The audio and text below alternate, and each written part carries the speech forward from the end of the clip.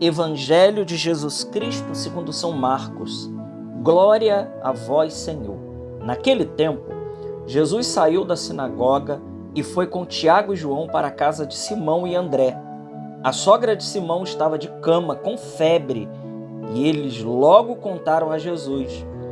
E ele se aproximou, segurou sua mão e ajudou a levantar-se. Então a febre desapareceu e ela começou a servi-los. À tarde, depois do pôr do sol, levaram a Jesus todos os doentes e os possuídos pelo demônio. A cidade inteira se reuniu em frente da casa. Jesus curou muitas pessoas de diversas doenças e expulsou muitos demônios, e não deixava que os demônios falassem, pois sabiam quem ele era. De madrugada, quando ainda estava escuro, Jesus se levantou e foi para um lugar deserto. Simão e seus companheiros foram à procura de Jesus. Quando o encontraram, disseram: "Todos estão te procurando." Jesus respondeu: "Vamos a outros lugares, às aldeias da redondeza. Devo pregar também ali, pois foi para isso que eu vim." E andava por toda a Galileia, pregando em suas sinagogas e expulsando os demônios. Palavra da salvação. Glória a vós, Senhor. Queridos irmãos, domingo dia 4, quinto domingo do tempo comum. Nós temos aqui uma liturgia bela, desde a primeira leitura do livro de Jó, depois passando pelo Salmo 146, a segunda leitura maravilhosa de primeira carta de São Paulo aos Coríntios, capítulo 9, versículo 16 a 19, depois 22 a 23, e chegamos aqui ao coração da liturgia, esse evangelho maravilhoso, qual nós podemos aqui linkar com as outras leituras e tirarmos daqui todo o ensinamento que Jesus quer nos dar. Ora, se a gente faz uma leitura atenta a esse texto do evangelho e a gente associa com toda a liturgia deste dia, tanto a primeira leitura do livro de Jó, quanto a segunda leitura e também o Salmo, nós vamos ver aqui que a mensagem central dessa liturgia está relacionada à soberania de Deus sobre toda a condição efêmera e passageira do ser humano. Ora, o texto do Evangelho começa dizendo que Jesus saiu, da sinagoga e ele vai direto com Tiago e João para a casa de Simão e André. E o texto diz que lá, chegando na casa de Simão, Simão aqui é Pedro, a sogra de Simão estava de cama, com febre, e ela estava impossibilitada de servir e de fazer qualquer coisa. Primeiro grande ensinamento que esse evangelho quer nos dar é que Jesus ele está acima de qualquer temporalidade, de qualquer enfermidade e de qualquer realidade. Mas a febre da sogra de Simão nos mostra também a nossa condição frágil, a nossa condição humana. Então isso nos mostra que a vida do homem sobre a terra, como vai nos dizer lá Jó, é uma luta. É uma luta. É uma contínua luta. E isso nos lembra também da oração da Salve Rainha, quando nós rezamos que nós estamos aqui gemendo e chorando nesse vale de lágrimas. E nós lembramos também aquilo que Jesus diz no Evangelho de São João: "No mundo vocês terão muitas aflições, mas coragem, eu venci o mundo."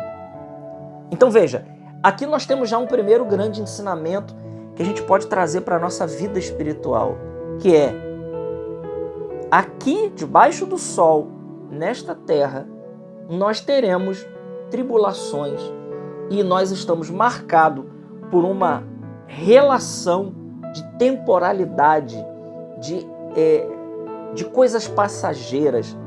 A vida do homem, ela é, muitas das vezes, marcada por esses tormentos. Ficamos doentes, temos percas, passamos por desemprego, passamos por tantas situações, temos sim muitos momentos felizes, de felicidade, mas a nossa vida aqui é marcada por muitas turbulências. E isso é uma condição do gênero humano que estamos marcados pelo pecado original. Então, a febre da sogra de Simão nos mostra a limitação da nossa condição humana. Mas o fato de Jesus curar a sogra de Simão nos mostra que a última palavra em tudo que acontece na nossa vida, ela é do Senhor, porque Jesus, ele é maior do que todas essas realidades passageiras. A continuação disso é que pela tarde, então, levam muitos possuídos pelo demônio, muitos doentes, e Jesus cura a todos. Para mostrar que Ele está no controle de todas as coisas. Mas, além de curar uma doença física, além de fazer toda a libertação, Jesus está mostrando que tudo isso, meus irmãos, é passageiro. Mas nós precisamos estar e permanecer nele, porque em Jesus está a nossa total cura e libertação. Aqui está a mensagem principal dessa liturgia de hoje. Ora, se a nossa vida é marcada pela temporalidade, se a nossa vida é marcada por um começo, meio e fim, biologicamente falando, né? Estamos aqui nesse mundo, mas estamos envelhecendo, estamos ficando doentes, estamos daqui um dia dando tchau para esse mundo. Ora, então isso poderia nos desesperar, isso poderia nos causar um caos dentro do nosso coração, mas é exatamente isso que o texto do Evangelho está mostrando para cada um de nós, que em Jesus todas essas realidades cessarão. O que ele faz aqui ao curar doentes e realizar todas essas coisas, ele está mostrando que tudo isso é muito passageiro, mas que nele, permanecendo nele, em Jesus, quando nós fizermos a nossa Páscoa, nós estaremos então numa condição de vida que não mais, nada disso mais se aplicará à vida do ser humano. Mas atenção, irmãos, para que a gente possa viver a felicidade dos bem-aventurados, para que a gente possa viver o convívio dos eleitos, para que a gente possa viver a Jerusalém celeste, é preciso estar em Jesus. Aqui está o segredo da coisa. É preciso estar em Jesus. E veja, a urgência de estar em Jesus é tão grande que, ainda de madrugada, Jesus se recolhe. E quando os discípulos acham Jesus, ele diz: eu preciso ir para outros lugares. Eu preciso levar essa salvação a muitos corações ainda, que ainda não conhecem a minha salvação. Há muitos corações ainda que não experimentaram ainda a realidade da boa nova. E aqui a gente entra de cheio na segunda leitura. Veja, esse ato de Jesus nos leva imediatamente à segunda leitura. São Paulo dizendo, olha que coisa maravilhosa, olha o que ele diz: irmãos, pregar o evangelho não é para mim motivo de glória. E aqui São Paulo já dá um tapa sem mão em todos os pregadores orgulhosos, metidos e vaidosos, que estão muito mais procurados na sua própria glória do que na glória de Deus. É um tapa sem mão, mas ele não para por aí. Ele continua dizendo, é antes uma necessidade, é uma imposição. Ai de mim se eu não pregar o evangelho. E ele continua, São Paulo é extremamente, ele diz, se eu exercesse a minha função de pregador por iniciativa própria, eu teria direito a salário.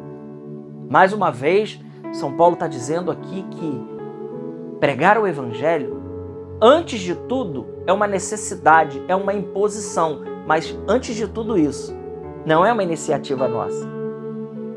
Não é uma iniciativa nossa, como alguns pensam.